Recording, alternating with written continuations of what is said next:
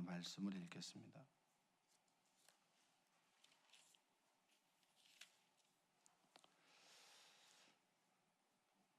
너희가 세상의 초등 학문에서 그리스도와 함께 죽었거든 어찌하여 세상에 사는 것과 같이 규례에 순종하느냐.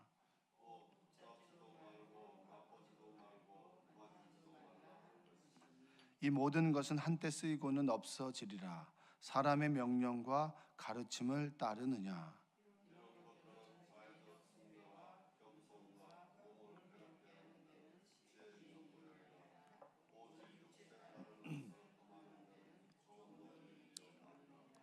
그러므로 너희가 그리스도와 함께 다시 살리심을 받았으면 위의 것을 찾으라. 거기는 그리스도께서 하나님 우편에 앉아 계시느니라.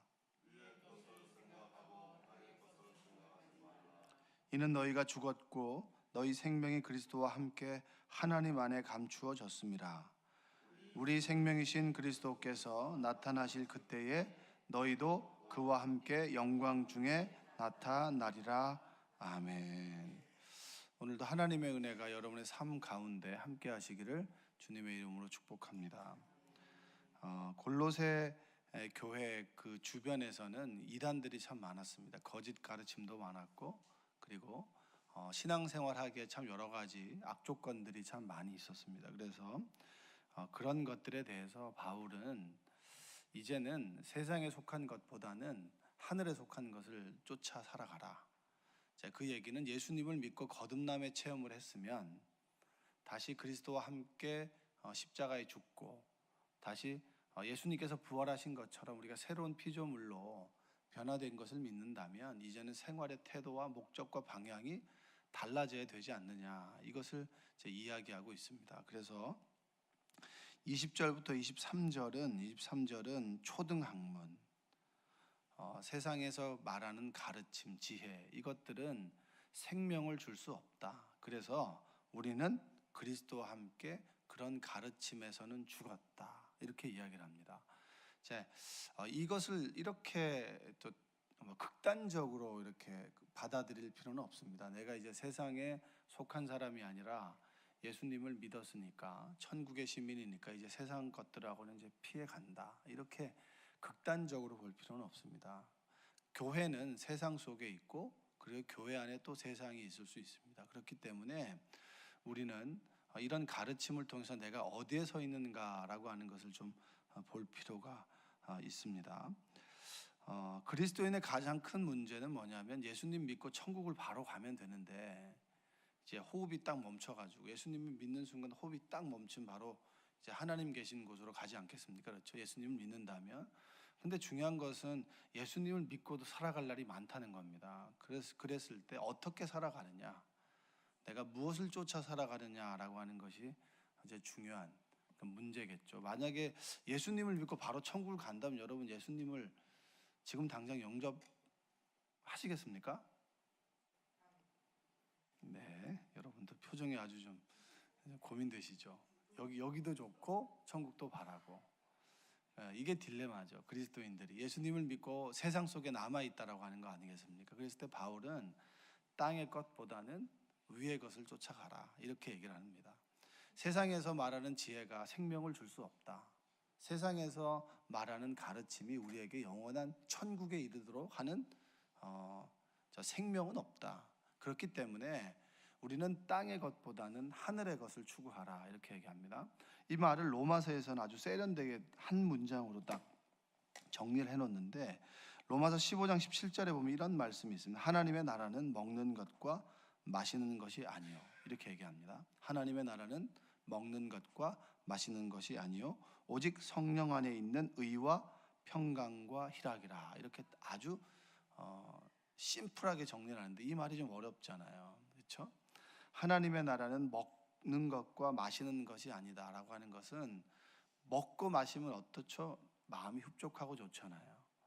그러니까 하나님의 나라는 내가 먹고 마시는 세상적인 본능과 그리고 우리를 충족시키는 삶이 있지 않다. 좀 좋은 것을 먹고 좋은 옷을 입는 것에 있지 않다. 좋은 집, 그리고 넓은 집에 사는 것에 있지 않다. 이렇게 아주 명확하게 정리를 합니다. 내가 좀 더 명예를 가지고 권력을 가지는 것에 하나님의 나라는 있지 않다라고 얘기를 합니다. 그래서 내가 예수님을 믿는다면 먹는 것과 마시는 것에 가치의 중심을 두지 마라. 하나님의 나라를 살아가는 데 있어서 하나님께서는 그것을 채워주시는 것이지 이것이 인생의 목적이 되어서는 안 된다. 내가 내 자녀가 좋은 대학을 들어가고 조금 더 명예가 있고 그리고 좀 더 실력이 있는 건 참 감사한 일입니다. 그러나 그것이 꼭 하나님의 나라 영광을 위해서 이꼴되지는 않는다. 이 말이 바로 바울의 말입니다. 그러면 하나님의 나라는 뭐냐? 성령 안에 있는 의와 평강과 희락이다. 여러분, 성령 안에 있는 의는 뭐냐? 하나님과의 바른 관계입니다. 하나님과 우리가 바른 관계를 맺는 것. 여러분, 부모와 자식의 바른 관계는 어떤 거죠? 자식이 자식의 본분을 벗어나서 부모의 권위에 도전하는 것이 바른 관계입니까? 의롭다라고 하는 것은 하나님과 우리가 바른 관계에 있는 겁니다. 하나님이 내 아버지가 되신다. 할렐루야. 하나님이 나를 지으신 분이다. 여러분, 어느 순간인가 제가 저와 제 아내가 이제 얘기를 하면서 행복을 추구하는 이야기를 합니다. 여기서 행복하자. 왜냐하면 미래는 하나님의 것이다. 미래를 아무리 계획하고 그리고 열심히 노력하는 것은 내 몫이지만 이루어 가시는 분은 하나님이시다. 그 하나님에 대한 주권을 인정하는 그 순간에 우리가 현재 이 속에서 하나님 주신 평안과 기쁨을 찾아갈 수 있다라고 하는 겁니다. 이게 바른 관계인 것이죠. 여러분이 자녀를 잘 가르칠 수는 있지만 자녀가 어떻게 될지는 하나님만이 아십니다. 우리가 삶을 계획할지라도 그 길을 인도해 가시는 분은 누구시죠? 하나님이시다. 이것을 내가 고백하고 인정하고 그대로 살아가는 것이 뭡니까? 하나님과 우리가 바른 관계를 맺는다. 이것이 하나님의 의가 된다라고 하는 것입니다. 의롭다라고 하는 것은 바른 관계를 맺어 나간다. 여러분들이 하나님과 바른 관계를 맺어 나가는 여러분 되시기를 원합니다. 바른 관계라는 하는 것은 바로 하나님이 내 아버지가 되시고 하나님의 주권을 믿고 하나님께서 내 인생을 이끌어 가시고 하나님께서 나의 창조자가 되신다. 하나님께서 나의 삶을 날마다 만들어 가지고 이끌어 가신다라고 하는 것을 믿음으로 고백하고 그대로 살아가는 삶이 바로 하나님의 의라고 하는 겁니다. 그러면 여기서 말하는 로마서에서 말하는 하나님의 평강이 뭡니까? 자식은 누구의 품에 있을 때 가장 평안함을 느끼죠? 엄마의 품에 아주 조그만 아기는 엄마의 심장 소리를 들을 때 가장 평안함을 누리게 됩니다. 돌아온 탕자가 아버지 품에 돌아왔을 때 그는 품꾼으로 살아가겠습니다 라고 했을 때 아버지는 내 아들이 살아 돌아왔다고 잔치를 벌여 주지 않겠습니까? 잔치를 벌일 때 가장 두려워 떨던 게 이제 살찐 송아지잖아요. 네. 돌아온 탕자가 이제 돌아오게 됐을 때 살찐 송아지는 직감적으로 내가 죽을 수도 있겠다라고 이제 긴장하는 거죠. 누구는 생명을 얻지만 누구는 죽음을 얻는 이게 기쁨인데 돌아온 탕자가 품꾼으로 돌아왔을 때 아버지는 아들로 받아들여줬습니다. 그걸 은혜라고 얘기하지 않겠습니까? 품꾼의 자격도 없는 나를 동일한 자녀로 받아주시고 기다려주신다. 그 안에서 둘째 아들이 얼마나 평안함을 느꼈을까요? 타지에서 스스로 살아보려고 애쓰고 수고했는데 누구에게 내가 돼지 먹는 열매도 주는 사람이 없고 내가 일하지 않으면 정말 먹여주는 사람도 없는 각박한 세상 속에서 그냥 돌아왔더니 아버지가 아들로 받아주시고 새 옷을 입혀주시고 살찐 소를 잡아서 맛있는 음식도 주시고 아들로 받아들여 주신다. 그 속에서 얼마나 평안함과 기쁨을 얻었을까요? 군대에 제가 이제 갔을 때 군대 입대했을 때 굉장히 제 마음이 편안했을까요? 아니면 불안했을까요? 언제 집에 돌아오나? 집에 돌아올 수는 있을까? 여러 가지 생각들이 많지 않겠습니까? 근데 귀대를 하고 그 다음에 이제 복무를 딱 마치고 집으로 돌아가는 그 아들의 심정은 어떨까요? 편안하죠. 이제 내가 집으로 가는구나. 이게 바로 성령 안에서 누리는 평강입니다. 평화로다 하늘 위에서 내려오네. 하나님 안에 있을 때 우리가 평안함을 얻습니다. 그렇죠? 그 평강이 있는 삶이 뭡니까? 기쁨인 거죠. 내가 하나님을 아버지로 모시고 하나님께서 내 인생의 주인이 되었을 때 내 안에 비로소 기쁨이 있다. 내가 조금 덜 먹어도, 그리고 좋은 집에 살지 못해도 아버지가 하나님이 되시고, 그리고 하나님께서 내 인생을 주관하시고 하나님 안에 평안함이 있고, 내가 하나님의 자녀가 됐을 때 내 삶에 기쁨이 있고, 그것을 다시 말하면 행복하다. 이것이 하나님의 나라라고 바로 바울은 정의를 하고 있습니다. 이런 관점에서 오늘 본문을 보면 아주 명확합니다. 1절 한번 볼까요? 1절. 그러므로 너희가 그리스도와 함께 다시 살리심을 받았으면 위의 것을 찾으라. 거기는 그리스도께서 하나님 우편에 앉아 계시느니라. 우리가 하는 기도 제목이 대부분 이게 아니에요. 우리는 대부분 이걸 이루어 주십시오, 이루어 주십시오, 이루어 주십시오 하지만, 바울은 하나님과의 바른 관계, 하나님의 자녀가 된 사람들의 평안, 그리고 하나님의 자녀로 살아갔을 때 기쁨, 이것이 위의 것이에요. 여러분, 하늘의 것을 추구하는 여러분들 되시기 바랍니다. 요한 웨슬레는 굉장히 이 부분을 중요시하게 생각했어요. 그래서 제가 읽었던 로마서 15장 17절의 말씀을 설교할 때 196번을 설교했습니다. 이것을 하늘로 가는 길, 그러니까 way to heaven, 하늘로 가는 길이라고 했어요. 하늘 가는 길. 늘 요한 웨슬레는 하늘 가는 길을 설교했습니다. 하나님 나라로 가는 길. 그래서 하나님 나라를 가는 길이 뭡니까? 하나님 안에서 바른 관계, 평안과 기쁨이다. 그것이 뭐냐?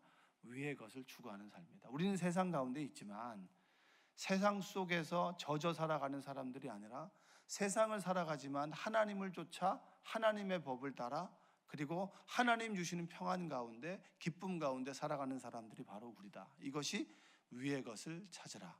여러분들이 하나님 나라의 법을 좇아, 하나님 말씀을 좇아 하나님 안에서 평안과 기쁨을 누리며 살아가는 여러분 되시기를 주님의 이름으로 축원드립니다. 그래서 2절에 보니까 뭡니까? 다시 한번 강조하죠. 위의 것을 생각하고 땅의 것을 생각하지 말라. 하나님께서는 십자가에 죽으시고 부활하심으로 우리를 부활시키실 것이다. 그리고 다시 새 생명을 주실 것이고, 그분은 하나님 나라의 우편에 앉아 계신다. 성경에서 오른손 왼손은 여러분, 하나님께서는 구분하는 건 아니지만 이스라엘 문화에서는 오른손은 아직 권능을 얘기합니다. 그래서 하나님의 오른팔 얘기하지 하나님 왼팔 얘기하지 않잖아요. 왼팔은 조금 부정적인 문화를 가지고 있어요. 그런데 하나님께서는 이 부정적인 의미를 가지고 있는 왼손잡이도 쓰시죠. 왼손잡이 에훗 아시죠? 에훗. 그러니까 하나님께서는, 사람들은 어떤 권능과 부정을 조금 구분하지만 하나님께서는 그렇게 구분하지는 않으십니다. 자, 그렇게 보면 하나님께서 오른편에 계신다라고 하는 게 뭡니까?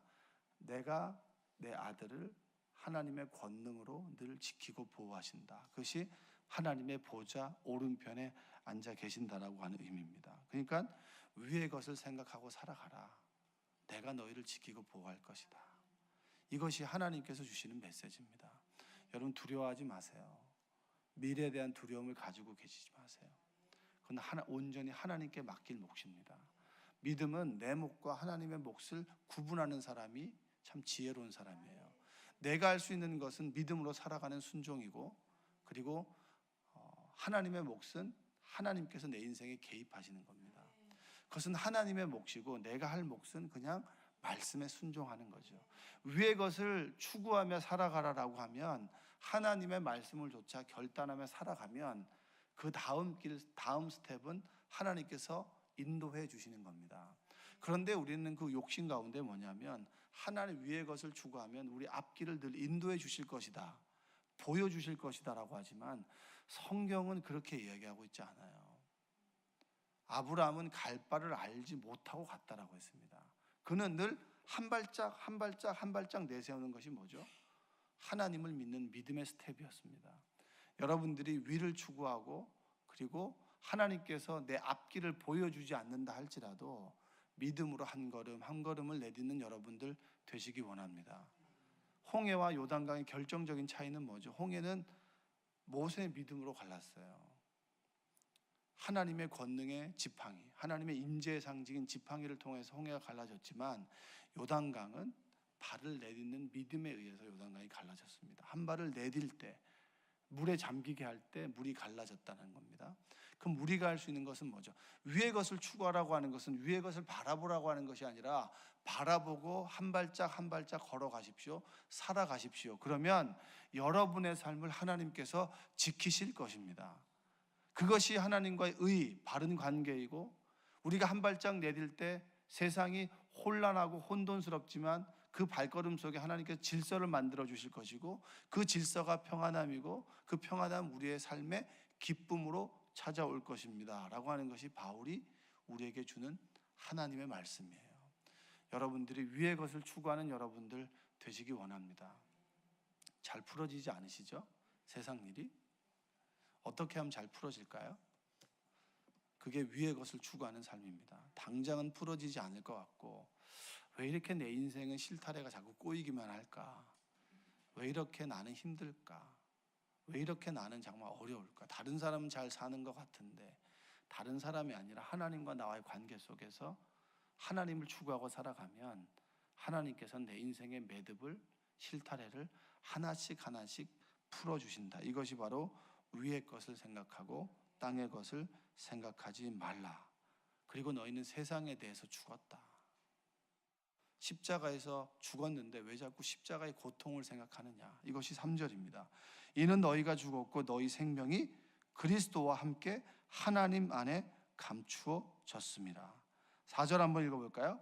우리 생명이신 그리스도께서 나타나실 그때에 너희도 그와 함께 영광 중에 나타나리라. 여러분, 우리 인생의 끝이 뭐죠? 영광입니다. 우리가 믿음으로 살았다면 하나님께서 우리에게 주실 것은 면류관이고 영광입니다. 할렐루야. 열심히 운동한 운동선수가 땀을 흘리고 정말 수고하고 그리고 애를 썼습니다. 그러면 그에게 남아있는 건 뭐죠? 영광이죠. 메달이죠. 명예죠. 그것이 바로 하나님께서 우리에게 주실 상급입니다. 여러분, 상급을 기대하며 오늘 하루도 때로 힘들고 어려울 때가 있죠. 믿음으로 살아간다라고 하는 것이 때로 장애물도 있습니다. 끊임없이 마귀는 우리가 하나님 말씀대로 살아가지 않도록 우리를 방해하죠. 하나님을 믿는다라고 하는 것은 때로 고난과 역경 속에서도 나를 이끌어 가실 하나님을 믿는다라고 하는 의미입니다. 여러분들이 오늘 하루도 땅의 것보다 남들과 자꾸 비교하지 말고, 다른 집 자식들은 참 잘하는 것 같은데 우리 집 자식은 정말 한숨이 나온다 할지라도 하나님께서 그의 인생을 붙들고 있다면 하나님께서 정말 선한 것으로 가장 좋은 때 가장 좋은 것을 가장 좋은 방법으로 주신다라고 하는 걸 믿으시고, 하나님의 섭리, 하나님 말씀조차 살아가는 여러분 되시기를 주님의 이름으로 축원드립니다. 기도하겠습니다. 사랑과 은혜가 풍성하신 아버지 하나님, 감사합니다. 하나님의 나라는 먹고 마시는 것에 있지 않다고 했습니다. 성령 안에 있는 의와 평강과 희락이라고 말씀했습니다. 그것을 위의 것을 추구하라. 아주 간단하게 바울은 정의합니다. 하나님, 우리가 몰라서 그렇게 못 사는 것이 아닙니다. 알아도 그렇게 살지 못하는 겁니다. 우리에게 용기를 주시고 우리가 하나님 앞에 하나님 말씀대로 하늘로 가는 길, 천국을 소망하며 살아갈 때 성령께서 우리와 함께 하셔서 힘주시고 동행하시고 함께 하셔서 천국을 소망하며 사는 길에 지치지 않고 넘어지지 않고 끝까지 그 길을 걸어갈 수 있도록 주님 도와주시옵소서. 이 새벽에 마음이 괴롭고 여러 가지 어려움이 있고 남들에게 말하지 못하는 그런 속상한 일들이 있습니다. 이 시간 하나님께만 아뢰입니다. 하나님께서 들으시고 개입하시고 풀어주시고 해결해 주셔서 정말 우리 삶의 한켠에 있는 그 기쁨과 소망이 다시 이 새벽을 통해서 살아날 수 있도록 주님 도와주시옵소서. 참 무덥고 힘들어서 새벽에 나오기가 참 힘듭니다. 그러나 하나님께서 만나길 원하셔서 깨워주시고 이곳에 불러주셨음을 저는 믿습니다. 우리 성도들 기도하고 주님을 구할 때 하나님 역사해 주시고 인도하여 주시옵소서. 예수님의